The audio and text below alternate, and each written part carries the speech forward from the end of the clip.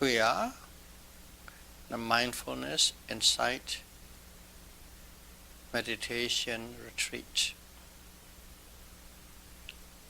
day number 8. Let us try and understand the meditation that we are practicing from the point of view of clear comprehension.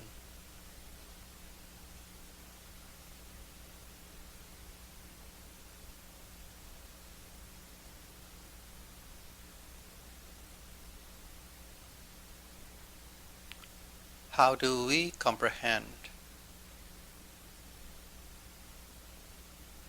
full awareness of the body and the mind? How do we comprehend to have full awareness of the body and mind? Of course, to have clear comprehension. We can approach this with the 4-prong approach.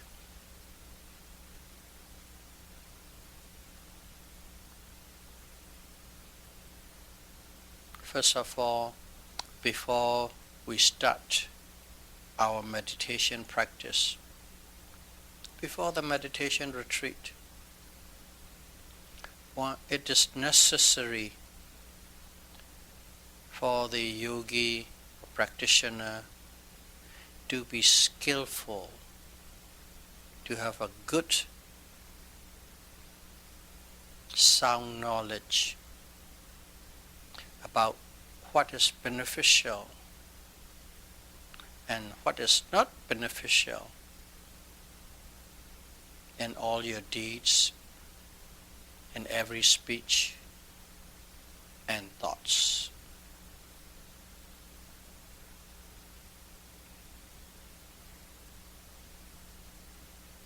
If I have to put it in a different way, it's about knowing what is wholesome, kusala, and what is unwholesome, akusala.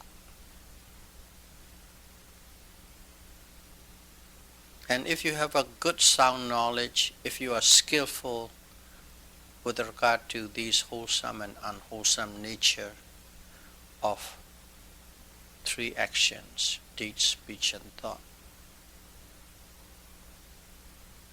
you can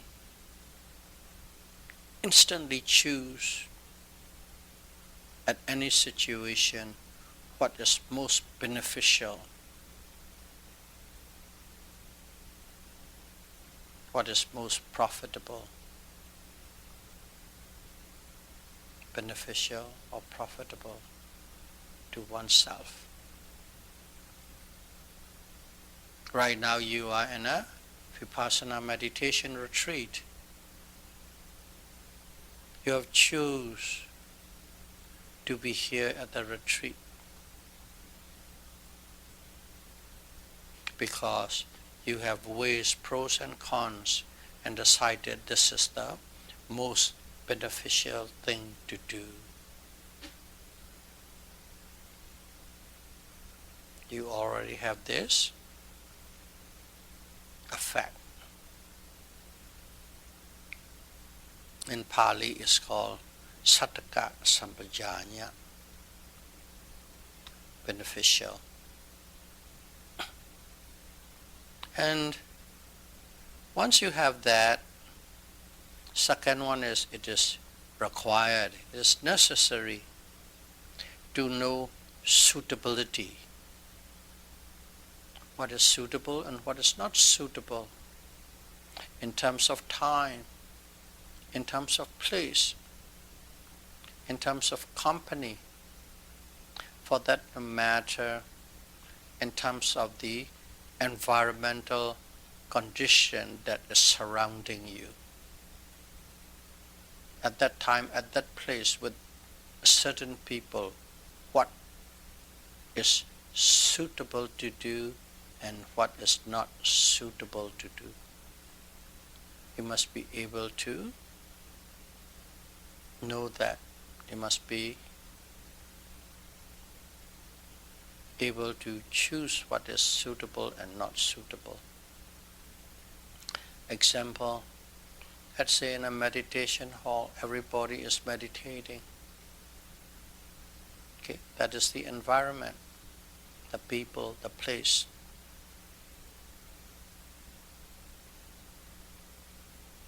And at that moment, let's say you have a habit or a system of making a little chant.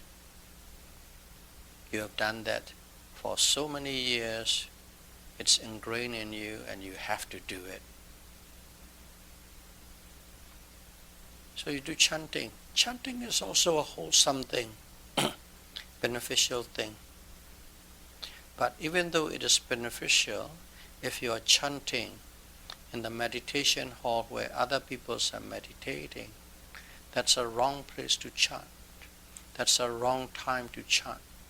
And you are with the environment where chanting become a disturbance. That's suitability. Even though chanting is beneficial, but not suitable for that time and that place, under that condition.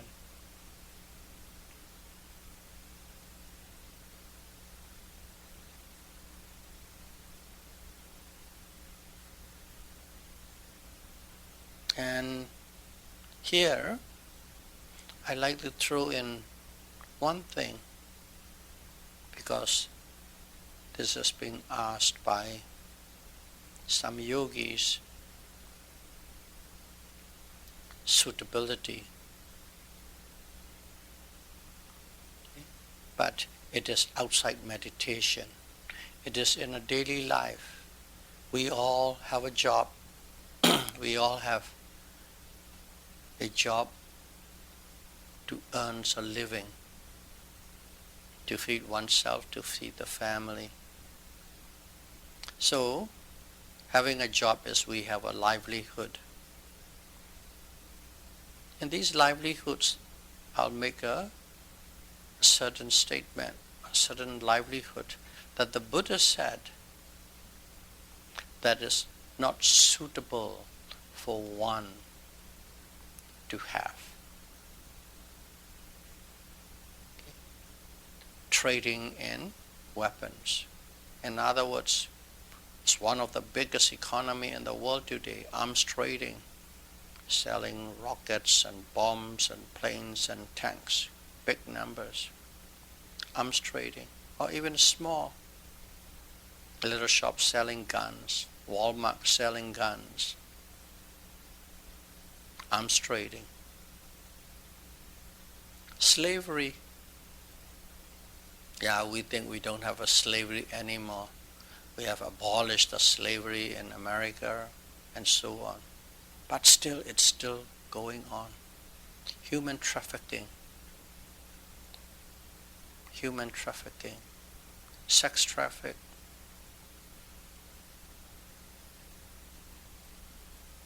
You take some people by force, traffic around and sell somewhere else. That's slavery. And also like raising cattle to kill and sell as meat. That kind of business. Fishery, try and catch and kill fish to sell as a business. Trading in alcohols and drugs, intoxicant. Trading in poison. I'll put the modern word for the poison. Trading in chemicals that are harmful and harmful to people. We heard quite often here and there, DuPont making chemicals for a certain thing, but along the way it hurt and harms a lot of people, cause cancer, and so on. Chemicals, trading chemicals that are harmful and dangerous to people. Radiation.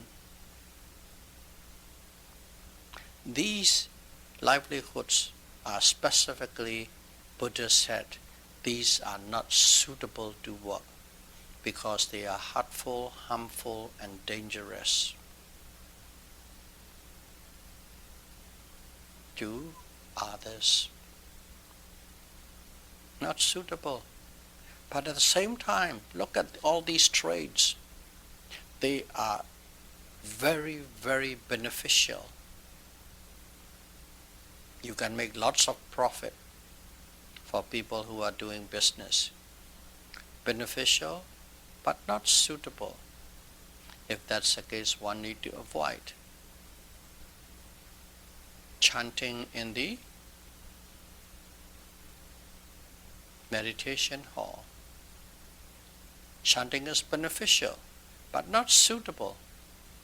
So these kind of things have to be aware and keep in mind what to do, what not to do, at when and where and how, with whom.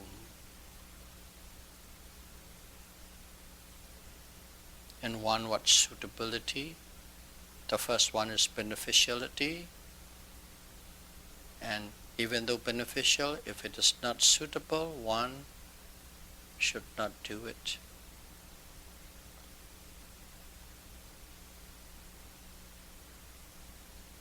And this suitability in Pali is called sabbaya, sampajanya, clear comprehension of suitability. The first one is clear comprehension of benefits of profitability. And these things, one must have the knowledge, one must have the skill, even before you set into the retreat. And then in the retreat too, there are things you must always bear in mind and do. If necessary, speak. And even in terms of thoughts, you must do it within that framework, within the framework of suitability and beneficiality.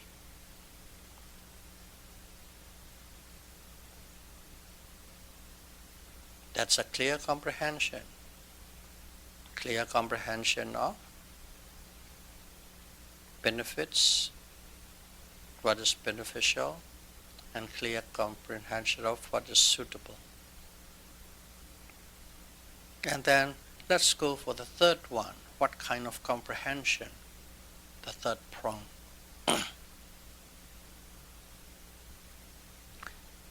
Once you have that, and now you come to the retreat center, you enter the retreat center. You enter the meditation retreat center. So that meditation retreat center,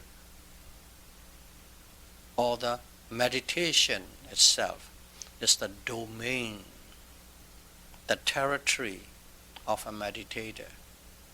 Meditation is the domain, the territory of a meditator. You enter that domain. And then you apply great effort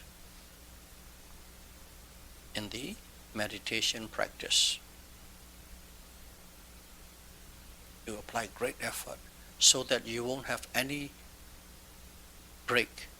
You won't take any break, and you won't have any gap, a break or gap, from moment to moment. Mindfulness. You're mindful moment to moment, and you're putting great effort so that there will be no gap between one moment to the other, and you don't take a little break.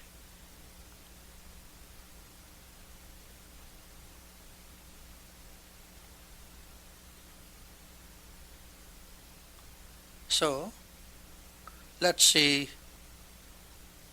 we said we are mindful. What are we mindful of at that time? With ardent effort, you are mindful. What are you mindful of?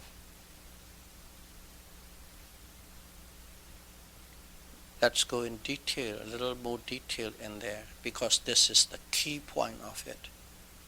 We are in the mindfulness insight meditation retreat. And what are we mindful of? I'll organize in such a way it covers the whole spectrum. First of all, one must be mindful of the full posture. You know the posture: standing posture, sitting posture, walking posture, lying down posture, full posture. These four postures cover every part of what you are doing. One time you might be sitting, or you might be standing, or you might be lying down, or you might be walking. One or the other you are always engaging in. So, be mindful of the full posture. What does it mean? You must consciously know that you are standing while you are standing. You must be aware, consciously know, consciously aware, specifically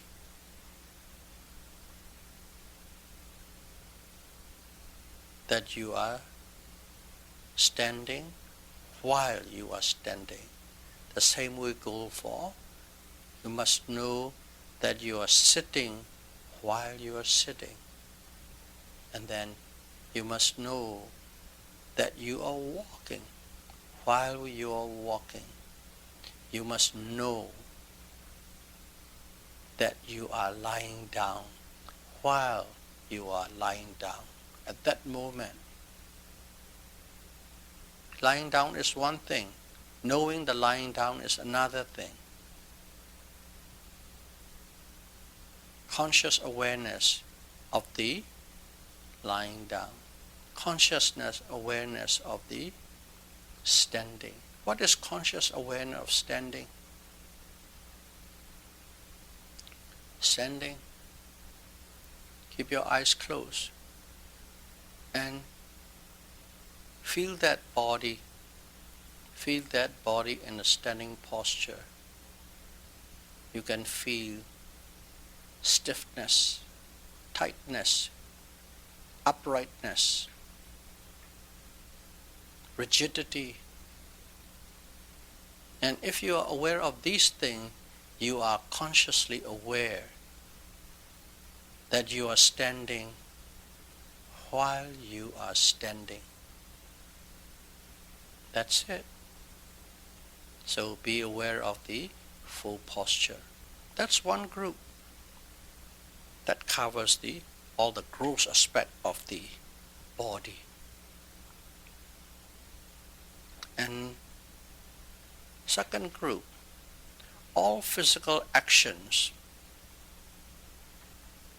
manners. In fact, all physical action, manners, and gesture must be known. Okay?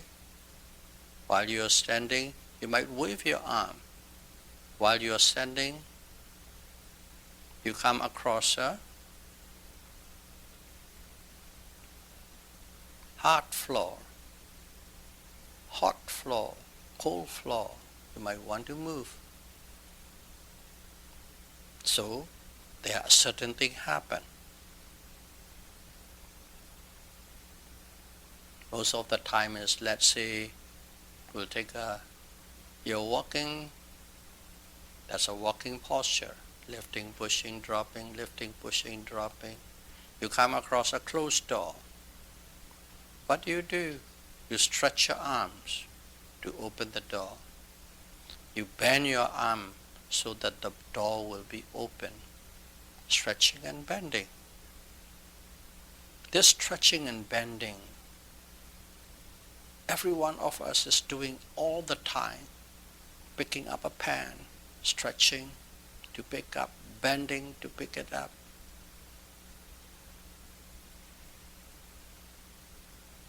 Drinking water, stretching to pick it up, bending to put it near the mouth, eating. Anything that you do, the hand is always stretching, bending, stretching, bending.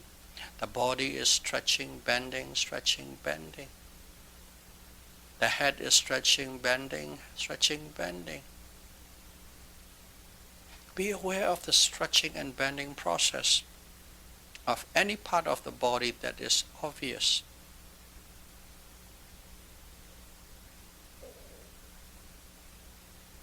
And then that is movement. Another one is looking forward, looking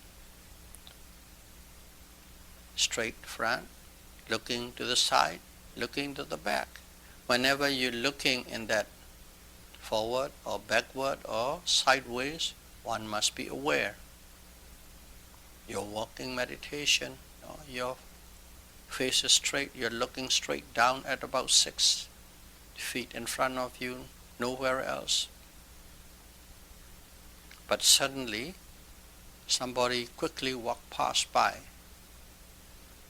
Of course, your face is straight, but the eyes go to the corner and check who that is, who's making such a great speed with judgment. That's called looking sideways. You don't even have to turn your head. Looking forward, you know that you're looking forward. Looking backward, you know that you're looking backward. Looking sideways, you know that you're looking sideways. And then, even though you are observing the rising and falling movement of the abdomen, sometimes your awareness go to the breathing. Be aware of the breathing. Sighing. And you do a lot of eating and drinking. Be aware that you are eating. Be aware that you are drinking. And eating and drinking, you can even go further detail depending on how concentrated and mindful you are. Biting the food, licking the lips, licking the fingers, food, chewing the food, tasting the food, swallowing the food. Each bite, each must be fully known, fully aware. Another group. Every day you have to change your clothes, changing the clothes, putting on, putting off, buttoning, unbuttoning, and so on. Taking showers. Depending on how concentrated you are, how mindful you are, you will see how detailed many little aspects are involved in the taking shower. Hygienic activities, cleaning your hands, brushing your teeth, and so on. Relieving oneself, whether you're relieving number 1 or number 2, be fully aware of it. Making bed, do with full awareness. Washing dishes, washing your clothes, do with full awareness. So, in other words, each momentary posture, gestures, manners, actions, activities must be observed from the beginning to the end. Each one has a beginning and the end. That whole spectrum must be observed. Each activity has the beginning and the ends. Each manner, each gesture has the beginning and the end. One must observe that each from beginning to the end. To do that, you must be quite serious about it, serious about the practice, and respectful about the practice. seriousness and respectfulness will make you observe from the beginning to the end of every moment activities. That's how one is mindful. That is how to practice mindfulness. We started with, it's a domain of a meditator. Meditation is the domain of a meditator. In the scriptures there are some cases, example giving, like cows. Cows dwell or live in a green pasture every waking moment.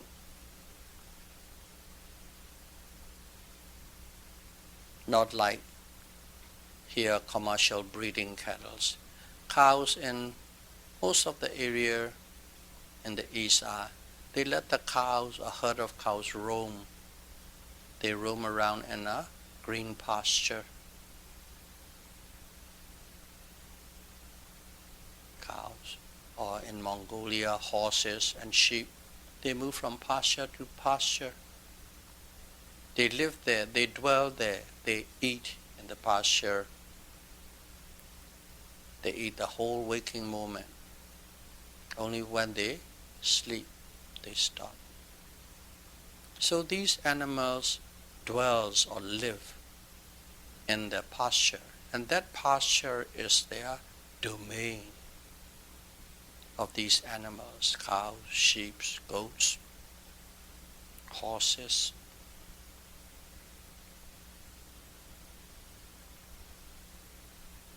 Just like that, a yogi must dwell, must live in the domain of a meditation. In a retreat, the yogi must live entirely, totally, every waking moment in the domain of a meditation. What is that? Observing everything in details as described before. Moment to moment, mindful awareness. That is the domain of a meditator, domain of a yogi. If you want to talk in a scriptural term, a yogi must dwell body in the body. A yogi must dwell feeling in the feeling. A yogi must dwell mind in the mind. And a yogi must dwell in the Dharma. Full foundation of mindfulness. Every waking moment, a yogi lives in it. That is the yogi's domain. That is the third clear comprehension. If you live like that, you have that clear comprehension. You live and you understand the clear comprehension of domain of a yogi. In Pali it's called Gosara Sabbajanya. Gosara is domain, a place to live, a place where you dwell. That's the third one. Okay, we have three types of clear comprehension now. Clear comprehension of benefits, beneficial. Clear comprehension of what is suitable, and clear comprehension of domain of a meditator. But we have four prongs. What's the fourth one? The fourth one is when the yogi dwells in the domain of a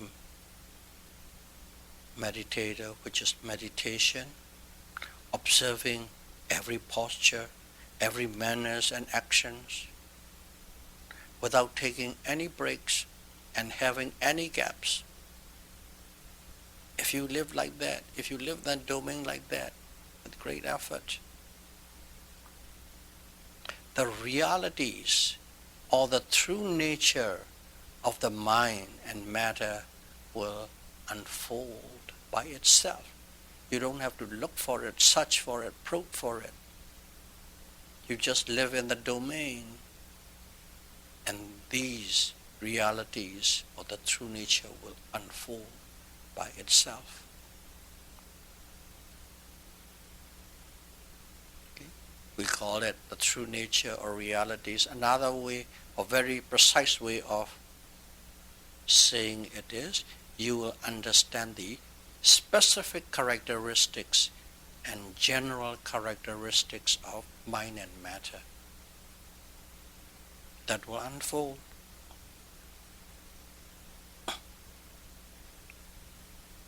And this understanding, this unfolding understanding of the characteristics,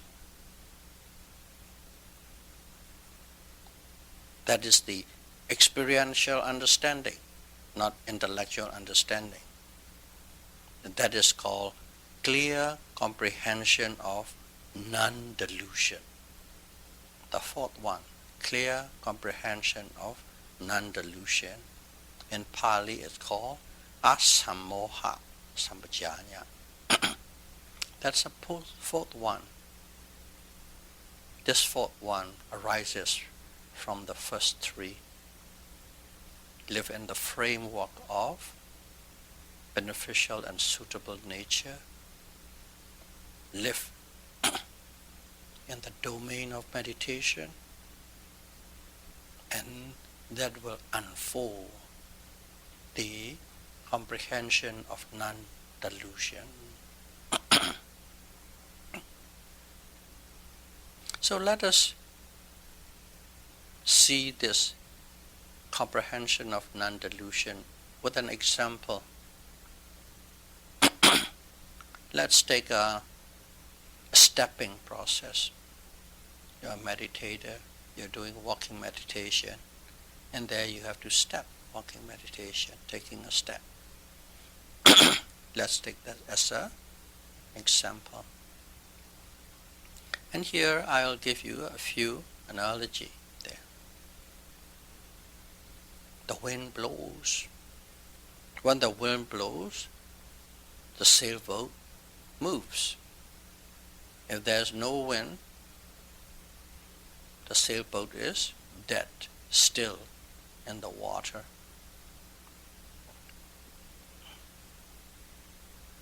So, the wind blows means that is the wind element. The sailboat moves. That is the material object that moves.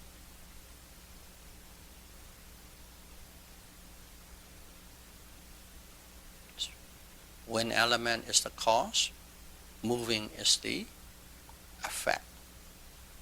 Wind blows, the sailboat moves.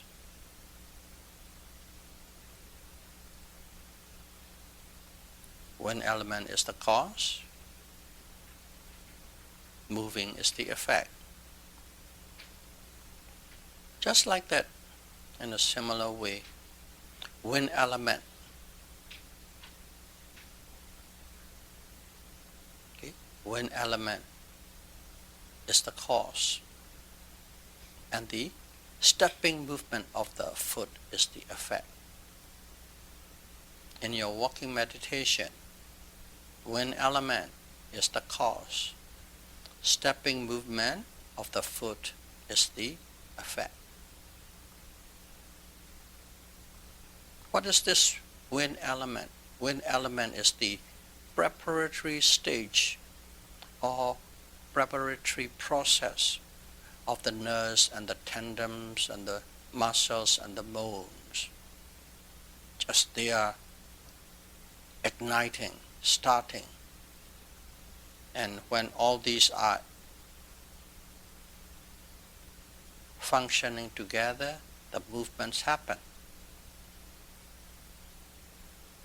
And again, this wind element, where does it come from? This wind element is triggered by the intention to step. Without that intention to step, the movement of the foot will not happen, or the wind element will not be triggered. Intention to step is the cause. Producing wind element is the effect. Intention is the nama mind. Wind element is the rupa materiality.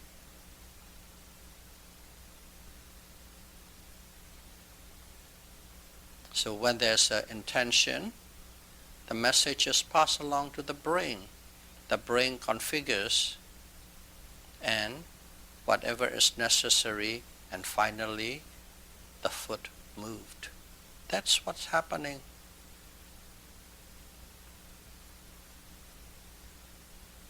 And the intention to step, okay, intention to step, there's an intention to step,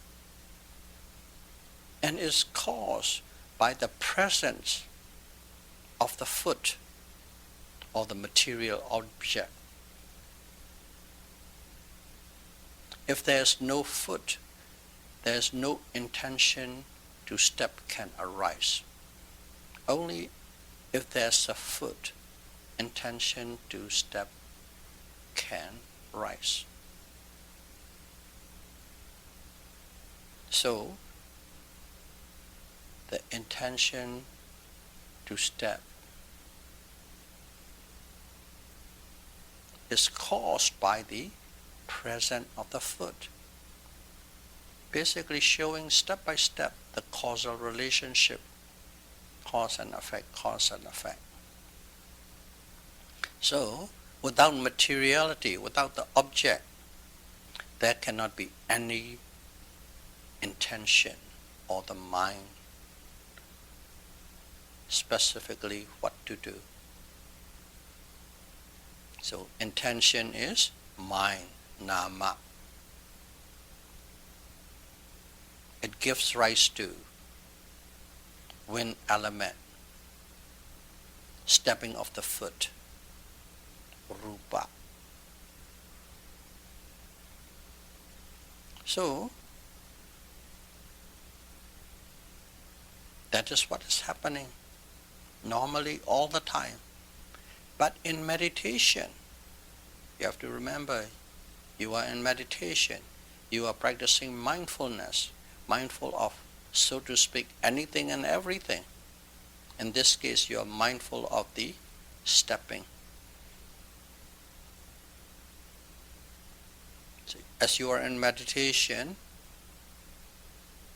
as you are mindful, there arises the knowing mind, the mind that knows that the foot is moving. Okay. As soon as there's a foot move, there's a mind arises that knows the movement of the foot. It only arises, this one, because you are in meditation. Nama, mind arises. So, now we are seeing a few minds now. What is entire? What is intention? Intention is the mind, but it's a desire-based mind. Intention is the desire-based mind. And because of the desire-based mind, movement of the foot, materiality, rupa, arises. And because of the movement of the foot, as you are practicing mindfulness meditation, conscious knowing of the movement of the foot arises. That conscious knowing is the mindful mind. Intention is the desire-based mind. Conscious knowing is the mindfulness-based mind, nama. And that whole thing, intention, movement, and knowing, we call it stepping. Oh, I take a step. The baby take the first step. That's what it is. Intention, movement, and knowing if you are mindful. So in the stepping process, there are 3 stages. Okay. Desire, foot, and knowing. But in fact, there are only 2 items: mind and matter, mind and body. Nothing more, nothing less. That's it. So in this process, one discerns materiality, that's a wind element, and mentality, desire or intention or knowing, nama rupa, parichita jnana, the discernment of mind and matter, mind and body. Pali, nama rupa, parichita jnana. These 2 processes, materiality and mentality, are entirely different, like apple and orange. And at the same time also, one discerned or knows the working relationship of mind and matter through cause and effect, or the law of causality. You know the law of causality. In Pali it is called Pichya.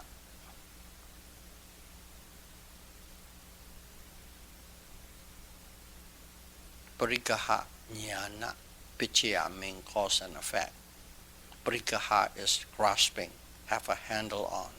Jnana is insight. That's it. Those are the only 2. There's no puppet master, what you call a self or a soul, pulling the string for the foot to move. It's simply a process. Nobody is sitting and doing it.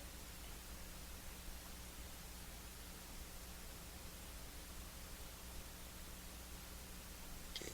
Experiential understanding of these 2 insights, discriminative awareness of mind and matter, and the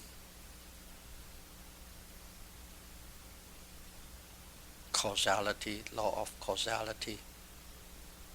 And that is called right view, samadhi. So one who knows this discriminative awareness of mind and matter and their conditionality or causality, that person is called junior stream winner, Sula Sotapanna. That person, surely that person will not be reborn in the full woeful state. For sure, next life, one life, it's guaranteed you won't be reborn in the full woeful state if you know these 2 insights experientially. And with hard work, of course, hard work, diligence, the same mindfulness, one can become a full-fledged stream winner, Sotapanna.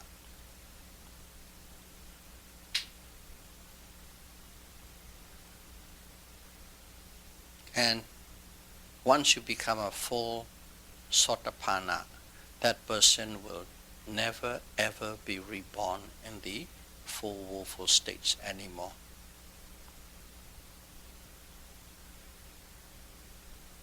And this is This benefit is due to the attainment of the purification by overcoming doubts.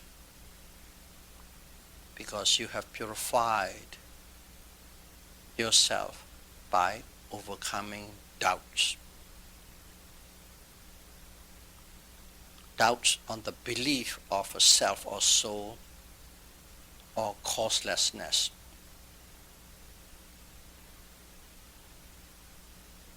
Because before you have doubt, and now you have overcome the doubt of self, the doubt about soul, and the doubt about causeless concepts. Such person will never be reborn.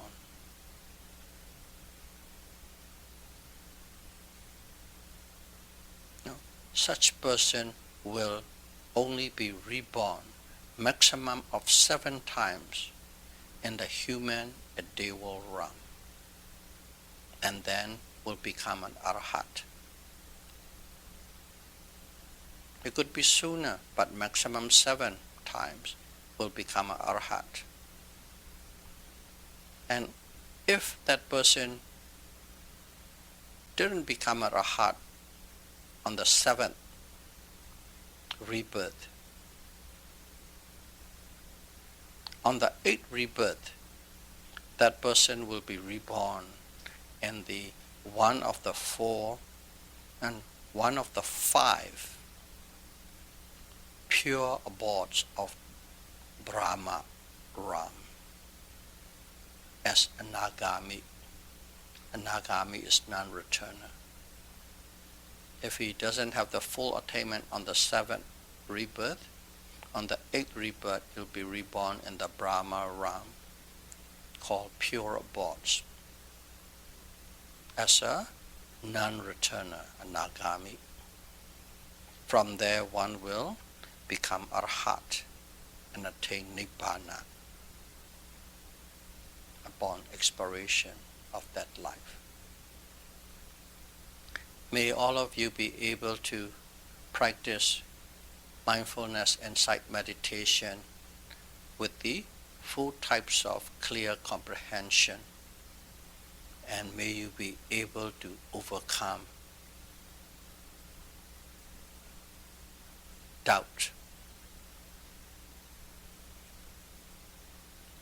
about self, soul, and causeless concept as soon as possible. Sadhu, sadhu, sadhu. Thank you very much.